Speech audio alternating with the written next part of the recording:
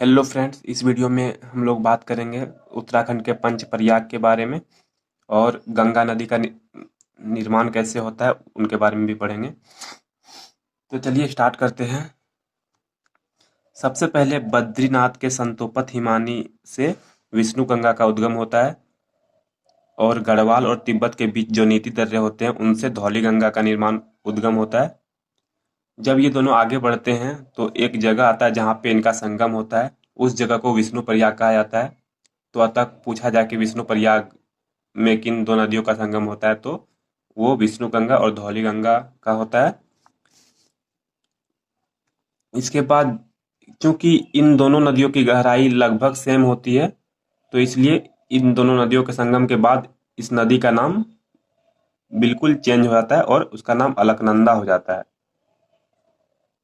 Friends, जब भी अगर दो नदियों की गहराई लगभग सेम होती है तो उन दो नदियों के संगम के बाद उस नदी का नाम चेंज कर दिया जाता है।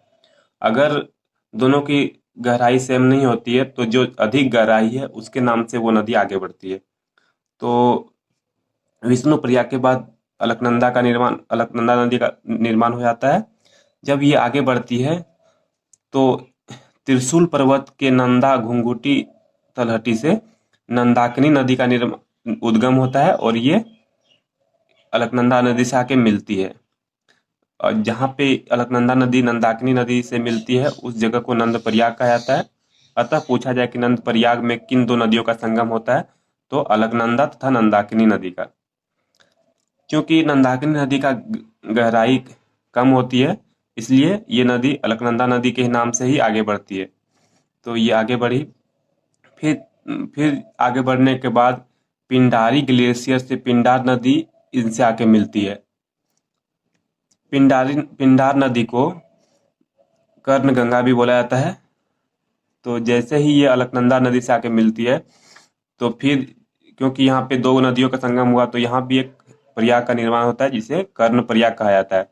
अतः बोला जाए कि कर्ण प्रयाग में किन दो नदियों का संगम होता है, तो अलकनंदा प्लस पिंडार नदी। क्योंकि फिर से ही पिंडार नदी की गहराई कम होती है तो ये अलकनंदा नदी अपने नाम से ही आगे बढ़ती है। फिर जैसे ही ये आगे बढ़ती है फिर केदारनाथ से एक नदी निकलती है जिसे मंदाकिनी नदी कहते हैं।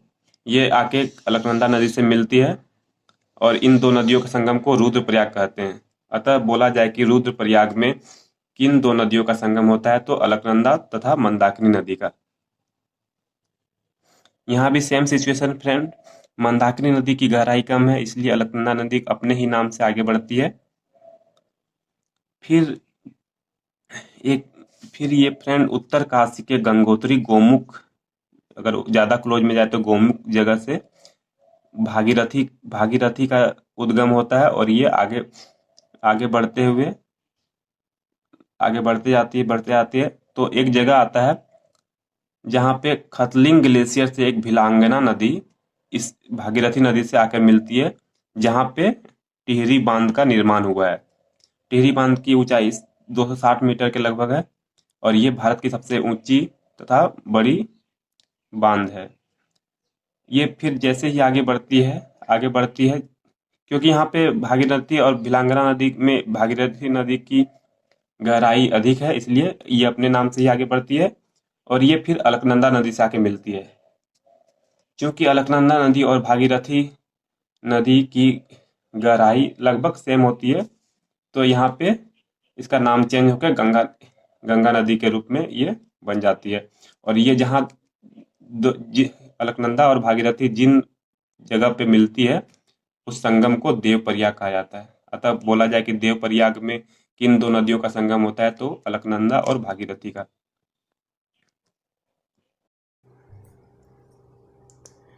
फाइनली आपने मैप के थ्रू ये सब समझ लिया। तो यहाँ पे देखिए मैं सजा के लिख दिया हूँ, आप यहाँ से नोट डाउन कर सकते हैं। यहाँ पे देखिए एक तरफ प्रयाग लिखा हुआ है, एक तरफ नदियों का संगम, किन किन नदियों का संगम होता है। तो देखिए विष्णु प्रयाग में विष्णु गंगा प्लस धौली गंगा, नंद प्रयाग में अलकनंदा प्लस नंदाकिनी, कर्ण प्रयाग में अलकनंदा प्लस पिंडार नदी का मिलन होता है, रुद्र प्रयाग में अलकनंदा प्लस मंदाकिनी का मिलन होता है और देव प्रयाग में अलकनंदा प्लस भागीरथी का। तो यहाँ से आप इन पंच प्रयाग को याद कर सकते हैं, कभी एग्ज़ाम में पूछेगा तो कोई मिस्टेक नहीं कीजिएगा। नेक्स्ट देखिए और भी कुछ प्रयाग हैं। देखिए यहाँ पे कुछ अतिरिक्त महत्वपूर्ण तथ्य। देखिए विष्णु प्रयाग तक अलकनंदा को विष्णु गंगा के नाम से जाना जाता है। इसका मतलब ये हुआ कि अगर आपको विष्णु प्रयाग में पूछा जाए कि किन किन नदियों का मिलन है, तो आप वहाँ अलकनंदा प्लस धौली गंगा भी लिख सकते हैं। ये मत बोलिएगा कि सर ने तो बताया ही नहीं था, कि सर ने बताया था कि केवल विष्णु गंगा प्लस धौली गंगा मिलने से विष्णु प्रयाग बनता है। तो इस सेंटेंस का यही अर्थ हुआ कि विष्णु प्रयाग को अलकनंदा प्लस धौली गंगा भी लिख सकते हैं। नेक्स्ट देखिए, पिंडार नदी का अन्य नाम कर्ण गंगा है। सरस्वती नदी देवताल झील से निकलती है। देखिए एक गोविंद घाट एक प्लेस का नाम है जहाँ पे अलकनंदा प्लस लक्ष्मण गंगा का मिलन होता है। केशव प्रयाग वैसा संगम स्थल है जहाँ पे अलकनंदा प्लस सरस्वती नदी का मिलन होता है। तो ये थे कुछ इम्पोर्टेंट संगम स्थल जो कि एग्ज़ाम पॉइंट ऑफ व्यू से इम्पोर्टेंट है। अगर आपको वीडियो अच्छी लगी हो तो लाइक करें और अपने दोस्तों के साथ शेयर करें। Thank you for watching.